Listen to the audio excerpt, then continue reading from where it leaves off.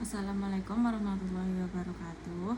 Perkenalkan, saya Aisyah Novitasari dengan NIM B131250215. Saya di sini akan memaparkan materi hukum Islam dalam hadis.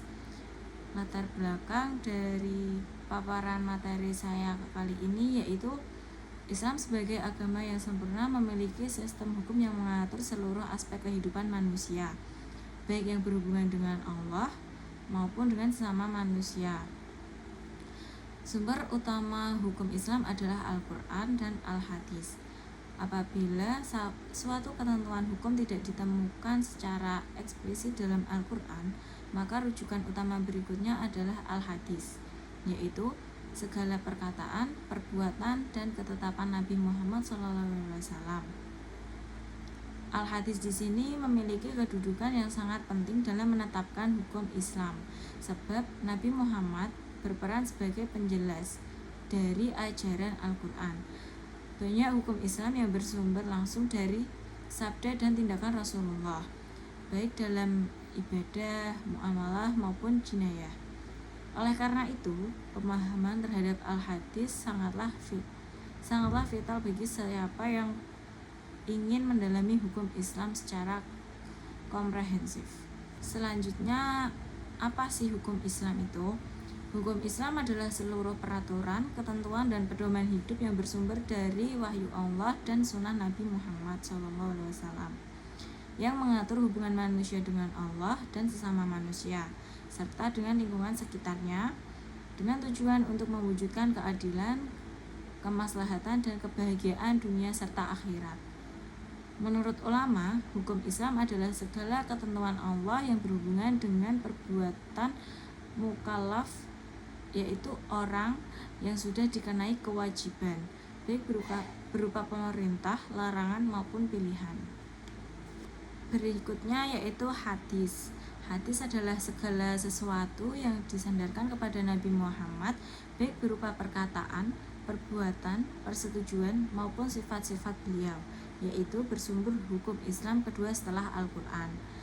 Secara bahasa, kata hadis, al-hadith, berarti perkataan atau ucapan yang baru. Macam-macam hadis ada 4, yaitu yang pertama hadis qauliyah, ucapan Nabi. Contohnya, sesungguhnya amal itu tergantung pada niatnya, terdapat pada hadis riwayat Bukhari Muslim. Yang kedua, hadis fi'ah, perbuatan Nabi. Contohnya, cara Nabi sholat dan perbuatan Nabi saat berwudu dan berpuasa. Yang ketiga, hadis takririyah, yaitu persetujuan Nabi atas perbuatan atau ucapan sahabat. Contohnya, Nabi membenarkan sahabat yang tetap berpuasa dalam perjalanan. Dan yang terakhir, keempat, yaitu hadis sifatiyah, yaitu sifat atau keadaan Nabi baik fisik maupun akhlak. Contohnya, Nabi dikenal sangat dermawan dan jujur. Adapun kedudukan hadis yang pertama yaitu sebagai sumber hukum kedua setelah Al-Quran. Al-Quran adalah dasar utama hukum Islam, sementara hadis menjadi pelengkap dan penjelas terhadap isi Al-Quran. Yang kedua, sebagai penjelas mufasir Al-Quran. Yang ketiga, sebagai penetap hukum baru. Dalam beberapa hal yang tidak disebutkan secara eksplisit dalam Al-Quran, hadis menetapkan hukum sendiri. Dan yang terakhir, keempat, yaitu sebagai penguat hukum Al-Quran. Fungsi hadis di sini yaitu yang pertama, bayan takriri atau takkidi, yaitu menetapkan dan memperkuat yang telah ditetapkan Al-Quran.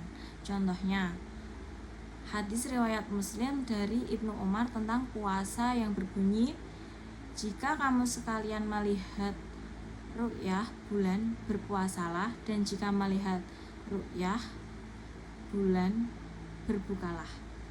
Dan yang kedua yaitu bayan tafsiri, yaitu memberikan tafsiran dan rincian terhadap hal-hal yang sudah dibicarakan oleh Al-Quran. Contohnya, hadis riwayat Bukhari tentang tata cara sholat yang berbunyi, sholatlah kamu sekalian sebagaimana engkau melihat aku sholat. Yang ketiga, bayan tashri atau ziyadah, membentuk hukum yang tidak terdapat dalam Al-Quran atau sudah tetapi khusus pada masalah pokok saja. Contohnya, hadis tentang janin yang mati dalam kandungan dan induknya. Sembelihlah janin mengikuti sembelihan induknya. Hadis riwayat At-Tirmizi. Dan yang keempat yaitu bayanut taghyir atau an-nas, melakukan perubahan terhadap apa yang telah ditetapkan oleh ayat Al-Quran. Contohnya hadis riwayat At-Tirmizi tentang wasiat ahli waris yang berbunyi,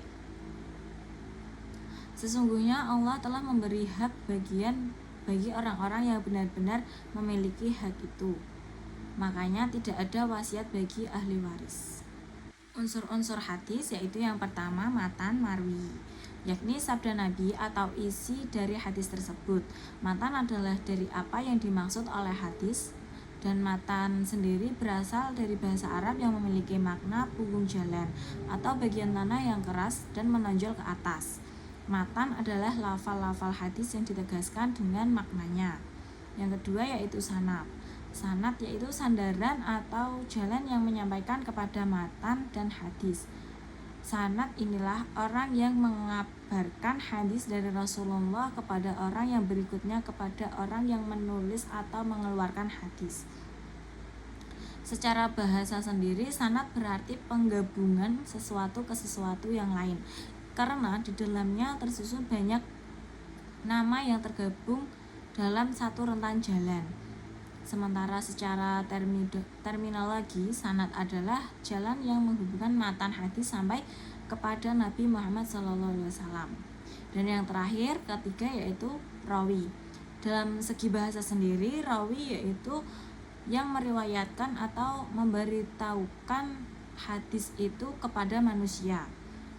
Bisa juga pengertian rawi dalam bahasa adalah orang yang meriwayatkan hadis. Dalam segi istilah, perawi hadis adalah orang yang terakhir yang membawa hadis. Penerapan hadis dalam sehari-hari yaitu yang pertama, penerapan dalam ibadah. Bisa meliputi zakat, haji, puasa Ramadan, dan sholat. Penerapan dalam akhlak dan moral, bisa etika moral, menjaga kesehatan, dan menjaga keadilan.